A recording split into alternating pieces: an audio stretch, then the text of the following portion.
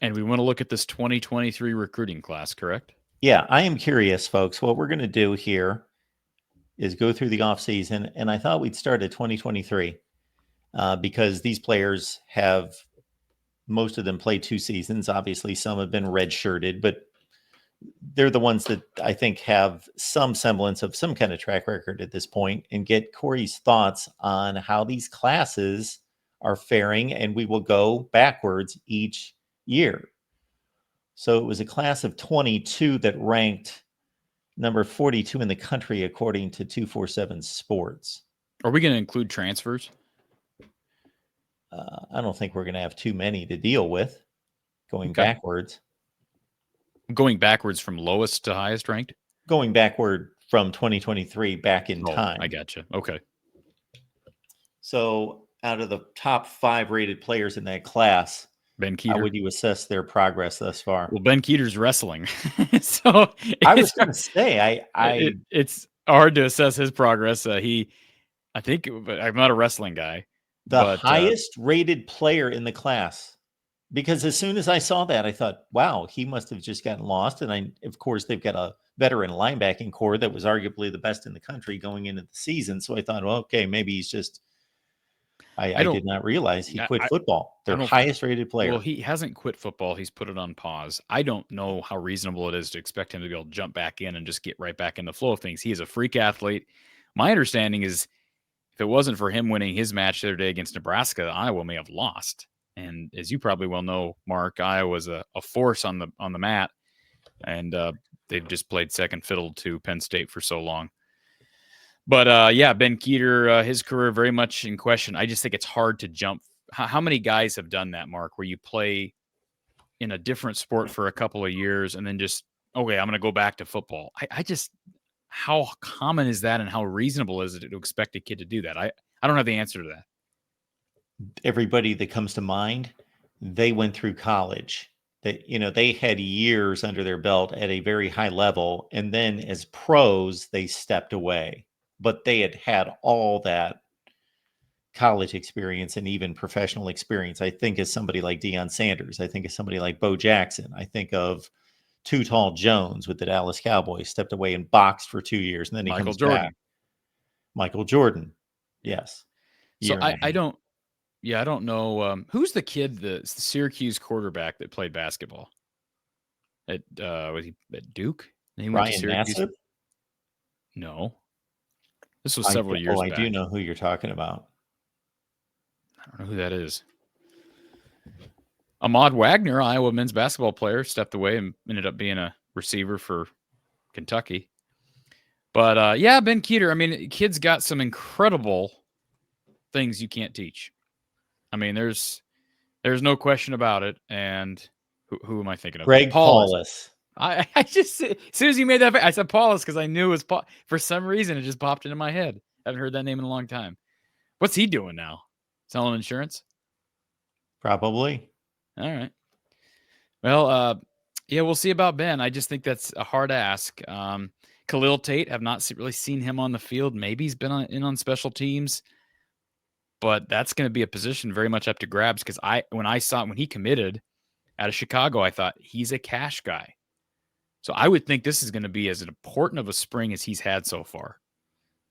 So best of wishes to Khalil Tate. If he could end up being, he might be competing with fellow Chicago native John Nestor. Now, John played a lot of corner last year, and frankly, you'd have to give him a big gold star because here was a guy who briefly was the starting corner this past year. And at one point, I think pre-camp, he was listed as the number 1 before they even started fall camp. And then it kind of rotated between Nestor and TJ Hall and then Deshaun Lee.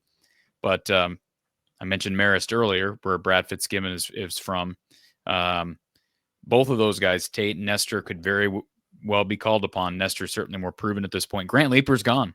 He transferred, took a visit out to Maryland, actually, to see his old buddy, Brian Ferentz, and ended up going to Miami, Ohio. So that's interesting. Interesting choice, right? When a guy turns down conceivably. I mean, he goes out to, how many guys, you may know this better than I do because you have people like your Leanne gal who does recruiting up and down the SEC and Ole Miss.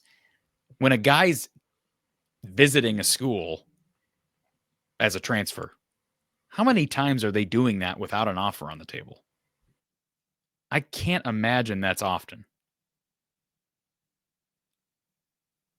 To where the player is Like, transferring I don't and think did they're not getting originally receive an offer? correct. I don't think guys are necessarily going to schools unless they have an offer on the table. Now, maybe it's different with guys who are maybe not getting a bunch of high major attention. Like maybe Grant Leaper, maybe Brian said, "Hey, let's have you out here, and if Loxley and company like you, we may offer you," and then he never got offered. That's possible, I guess.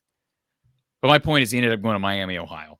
So, Well, my guess would be if we're talking about a Grant Leaper or that caliber of player who has made little impact on the college level, then what you are projecting or anticipating would be the rule, that they're not able to go somewhere at or near the same level if they didn't receive an original offer, as opposed to somebody like Braden Fisk, who was nearly the defensive rookie of the year in the NFL this year, was an all MAC player. Then he ascended to Florida State because he was so good in the MAC. But was he receiving a Florida State offer out of college? No. Or out of high school?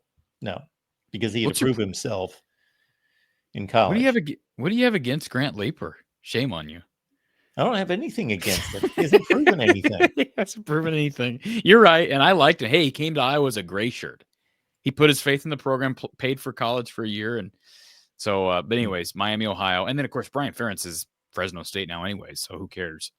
Leighton Jones, with Logan Jones coming back, it's just another year to wait for Leighton, who I think is planning on. I think they project him as a center, and they got several guys who are just sitting around waiting their turn. I thought Michael Myslinski might leave during the offseason. He has not left. Now, remember, there is another portal window post spring. So that's a position to watch for if you're looking at the portal in Iowa. Do they leave? Do they lose somebody via the portal at center post spring? I think that's possible. I'm not saying it's going to be Logan Jones. He's from Brownsburg, Indiana. Trevor Lauk, that's one to watch for. Maybe the guy. If I was to tab one guy in this class to watch for in 2025, it would be Trevor Lauk because they lose Mason Richmond at left tackle.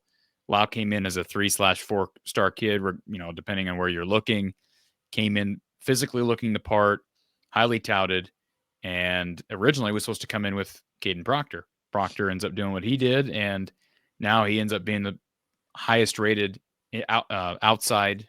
He's the highest rated lineman. I don't know why 247's got Leighton Jones ahead of him, but in my opinion, Lauk is the best prospect in that class. And so I know the way it sounds, they like him at left tackle, but he has not done it yet. So he's the guy to look for. Zach Ortwerth's played a lot. Not a guy I had pegged heading into last year, this year, but comes out of St. Louis, makes some big plays as a freshman, plays as a sophomore, and now with Luke Lachey gone, we talked about tight end the other day. Kenneth Merriweather, another guy with high upside, played wide receiver in high school and a great athlete, has seen more time on the field with the twos than he did certainly as a first-year guy, but he's still got to prove that he can, I think, probably contain the run and seal the edge, etc. What you got to do as an edge guy. Alex Moda, no idea. And I was hopeful about him simply because of the speed aspect. Ran track in high school, was a high school quarterback. So you think, okay, that gives you some insight. Iowa's had some good success with former quarterbacks at receiver. I don't know how fast his 40 time was, but or his 100-meter time, I guess, is probably the better indicator at the high school level because they don't run the 40-yard. So I don't know. He's not played at all. He's really the receiver in that class that has not seen the field. So maybe he's in line for a position change. That's something to look for. A couple of these guys could end up getting their position switched. Dayton Howard scored a touchdown last year. Got to keep in mind, these offensive skill players were not recruited by Tim Lester. So Lester's working with some of these guys who were recruited by Kelton Copeland, Brian Ferentz, etc. Dayton Howard's a big body. Remember, he had not a single other offer out of high school, not from a Division II school, NAIA, nothing. Iowa takes him on scholarship. Very intriguing decision. He's looked pretty good. They obviously like him as a blocker. He's a big-bodied blocker at receiver. Chase Brackney, he's gone as well. I don't know where he went. I think he committed to Sac State and then decommitted. And what's his face took over that job, the former go-go offensive coordinator at UNLV. I believe he got the Sac State job. And or no, was that Michael Vick who got the Sac State job? Do I have these jobs confused in my own head? Where did Michael Vick go? He didn't go to Sac State, did he? He didn't? I thought he did. Michael Vick, head coach. He is at Norfolk State. You're good call. Good Norfolk State. I couldn't come up with, but I knew that he stayed on the East Coast. So yeah, Brackney's gone. Again, 3-star kid, kind of a gamble, but they obviously liked him out of Cherry Creek, same school as former Iowa quarterback Alex Padilla. Jared Bowie's been a nice surprise. He's another kid that I didn't necessarily think real highly of. They got him late in the process. They needed another receiver in that 23 class, added him late out of Tampa. He's been good. Can they develop him? Second year under Lester. So that's positive. Still got a lot to prove, though, as most of these receivers do. Kamari Moulton, another guy, very late in the process, late add, undersized. I had him as my number 1 running back heading into last year, and people can laugh and laugh and laugh if they want to. Look, he was atop the depth chart. Caleb Johnson had proven next to nothing to that point as it relates to consistency, and Kamari Moulton had flashed year 1. He's in line to maybe be the starter next year with Jazz Patterson. Were you going to say something, Mark? Well, I was going to say, isn't he the steal of the class? Probably. Yeah, I didn't. With his, I mean, look at what he's listed at heading in out of high school: 5'9", 180. I mean, he's a running back, but he came in ready to go year 1. We don't need to talk about Marco Linez. That's one that I just unfortunately got. Well, he's gone now. Where did he go? He went to not Troy. Where did he go? I don't know. Give me a second.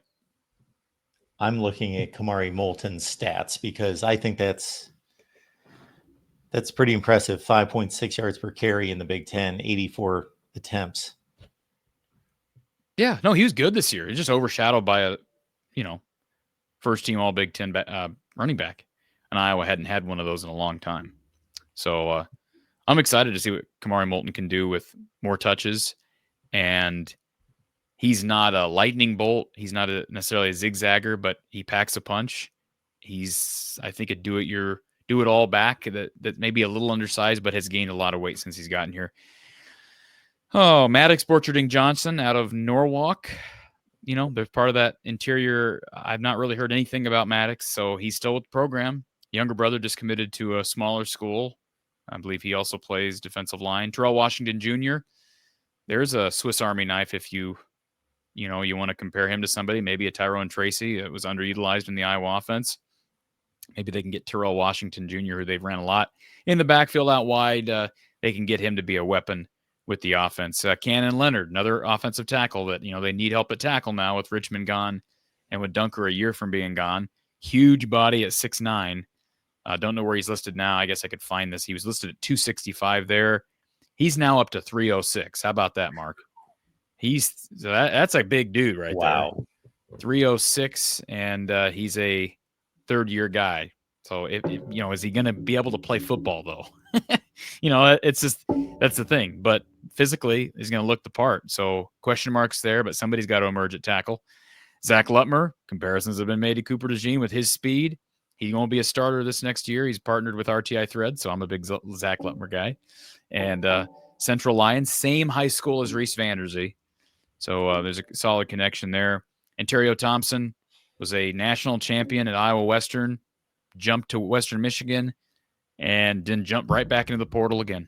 So this is the 23 class. He's been in the portal twice already. So I loved his story when he got to Iowa. I talked to him a couple times on the show, but he doesn't, I don't want to say he doesn't know how to stay put because I don't know exactly the ins and outs of stuff. I know I've heard things, and, Kelvin Bell made a statement a couple of years ago, or was it last year? When I asked about Ontario Thompson leaving, he said, well, sometimes you got to be willing to buckle down and do work. So read between the lines of Coach Bell's comments there if you want. Tegan Davis has not seen the field either. They flipped him late. Remember, that was right after the Caden Proctor flip, right? When Alabama flipped Caden Proctor and all the fans are, oh, that's dirty. Well, the day before signing day, Iowa flipped Tegan Davis from Eastern Illinois, not Eastern Michigan, Eastern Illinois. So maybe a bit of the pot calling the kettle black. Now, what Proctor did coming back and then leaving again, totally different discussion. But so Tegan Davis has not seen the field, and I'm assuming he's still projected as a corner guy. Has not played. Aiden Hall is no longer with the team. He told me at one point about a year and a half ago that it was not a done deal, that he could return. I've heard nothing. And he's not on the roster. My anticipation that he's done as well, which is really sad because he was a really high upside kid, fast kid out of a great football community, Harlan, Iowa. And then, you said Kamari Moulton might be the steal of the class. I think a lot of people in the program would say Cade Pieper was the steal of the class. Talk about a kid at 6'3", 240. We talk about late in the process out of Norfolk, Nebraska. Huskers missed on him. He came in and was playing as a freshman. It's amazing how much weight he's put on. So he was listed at 232, 6'3", 240 when he initially committed.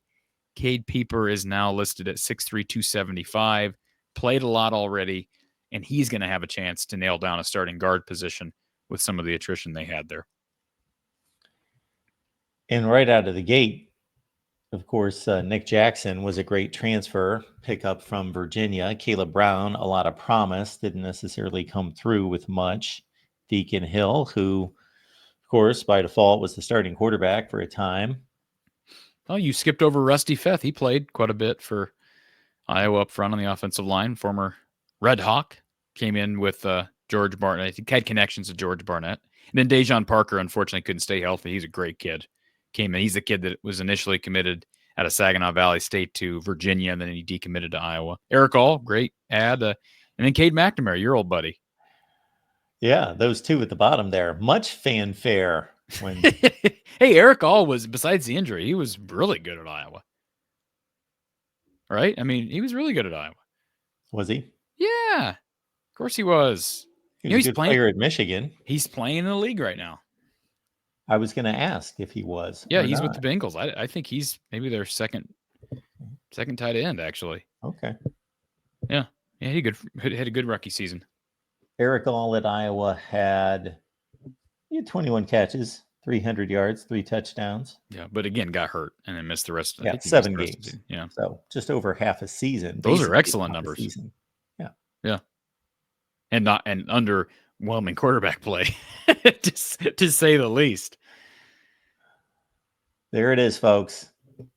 I enjoy doing that just because I get the update on those players. I'm reminded of, a lot of when I hear those names, and this will be even more true as we go backwards in time, then I get a recollection of what I thought of them in high school, if I knew about them at all, and probably with a lot, well, not probably, definitely with most of them, got my first information and education from you.